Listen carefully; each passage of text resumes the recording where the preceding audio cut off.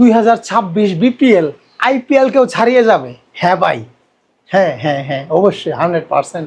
2026 সালের BPL IPL কেও ছাড়িয়ে যাবে। এখন অনেকেই মনের মধ্যে প্রশ্ন জেগে উঠছে যে হৃদয় ভাই কিভাবে 2026 সালের বিপিএল আইপিএল কেও ছাড়িয়ে যাবে? ভাই কারণ আছে, কারণ আছে। আপনারা অনেকেই টি10 লিগ দেখে থাকেন, আবুধাবিতে হয়, আরব আমিরাতে হয় টি10 টুর্নামেন্ট, টি10 লিগ। সেখানে কিন্তু বাংলা টাইগার্স নামে কিন্তু একটা টিম আছে, যে টিমে Steven Smith, David Warner, ABD Villiers, David Miller, Shakib Al Hasan, Sabbir Ahmed Rumman, Thisara Perera, অনেক অনেক প্লেয়ার কিন্তু কিংবদন্তি প্লেয়াররা কিন্তু খেলে থাকে। এবং টি10 লিগ এবং আরব আমিরাতের যে এবং দুবাই যে হয় টি10 লিগটা, ওই লিগ কিন্তু আইপিএল এবং টি10 লিগ ওইগুলো কিন্তু কম্পেয়ার করতে পারবেন আপনি, সেম সেম।